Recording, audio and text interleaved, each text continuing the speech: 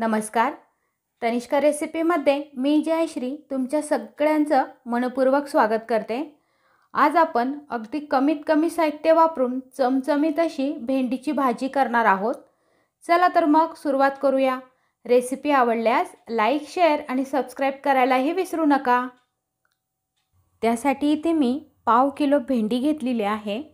ही भेंडी मी स्वच्छ धुवून पुसून घेतलेली आहे. सगळ्यात अगोदर आपण ही भेंडी कट करून घेऊ.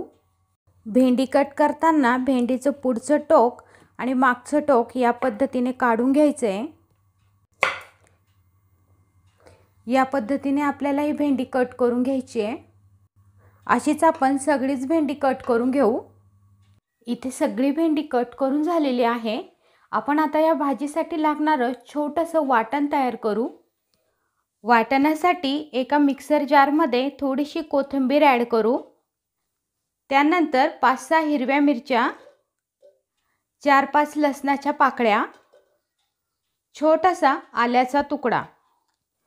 थोडंसं पाण्याचा वापर करून आपण हे वाटण चांगलं बारीक असं ग्राइंड करून घेऊ.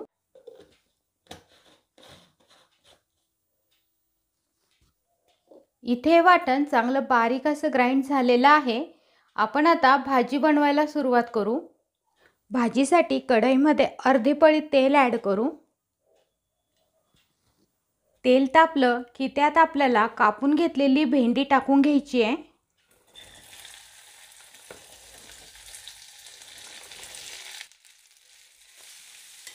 आपल्याला ही भेंडी तेलात चांगली फ्राय करून घ्यायची आहे. आता आपण या भेंडीमध्ये पाव चमचा आमचूर पावडर टाकू. आमचूर पावडर टाकून भेंडी चांगली मिक्स करून घ्यायची आहे. या पद्धतीने आमचूर पावडर टाकून भेंडी जर तेलात फ्राय करून घेतली तर भेंडीचा चिकटपणा कमी होतो आणि फ्राय केल्यामुळे भेंडी लवकर शिजते. जर तुमच्याकडे आमचूर पावडर नसेल तर 1 चमचा लिंबाचा रस टाकला तरीही चालेल.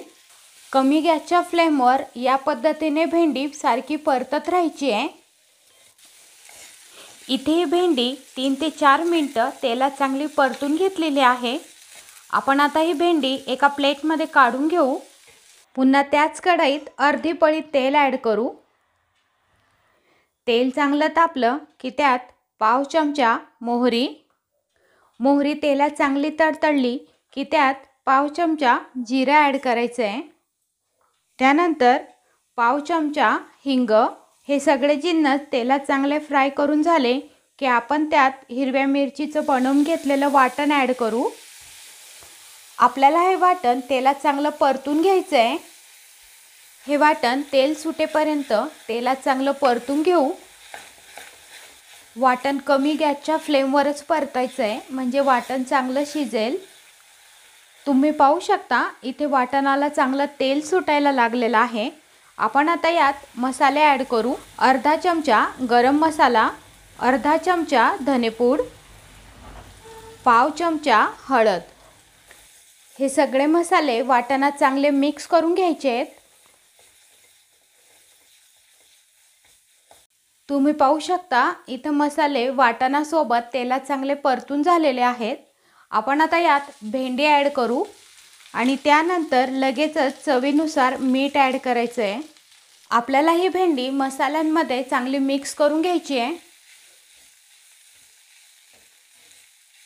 इथे ही भेंडी मसाल्यांमध्ये चांगली मिक्स करून झालेली आहे. आपण आता या भेंडीवर झाकण ठेवून 1 मिनिट वाफ भरू देऊ. तुम्ही पाहू शकता इथे या भेंडीला मसाल्यांचा फ्लेवर मस्त आलेला आहे. आपण आता गॅस बंद करू आणि या भाजीवर कोथिंबीर टाकू.